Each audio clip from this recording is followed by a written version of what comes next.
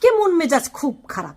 এই ফেসবুকে ঢুকলে কিছু কিছু ভাইয়ারা আছে যারা বিদেশে থাকে, মানে বিদেশে গেছে, তারা বিদেশে যে মানে অক্লান্ত পরিশ্রম করে তারা সেই অক্লান্ত পরিশ্রমের টাকা পুরোটাই পরিবারকে দেয়।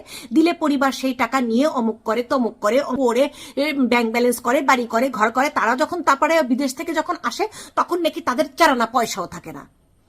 তো যারা আবার তারা আবার ভিডিও দেয়, ভাই 10 বছর বিদেশ থাকছি, মা খাইছে, বোন খাইছে, এখন আমার কিছুই নাই, বিদেশ। এই বলদগুলা, তোর কাছে কি ওই যে চাক্কু ছুরি ধরে টাকা নিছে তোর টাকা? হ্যাঁ, তুই থাকিস হচ্ছে বিদেশ। তুই এখানে কয় টাকা বেতন পাস, কি করিস না করিস, তোর কয় টাকা ইনকাম, তুই বস্তা ভরে দিছিস কে পরিবারকে? বলদগুলা, হ্যাঁ, এগুলো ভুক্তভোগী হয় বউগুলা। পরবর্তীতে বউগুলা আসে, তারপরে যখন খরচ বেড়ে যায়, পরিবারকে দিতে পারে না, তখন হচ্ছে এগুলো ফকির হয়ে যায়। হ্যাঁ, ফালতুগুলা। এই যারা এগুলা কথা বলে যে বিদেশে এত বছর থেকে আমার সব টাকা আমার ভাই মা বোন সবাই খায় শেষ করে দিছে, আমার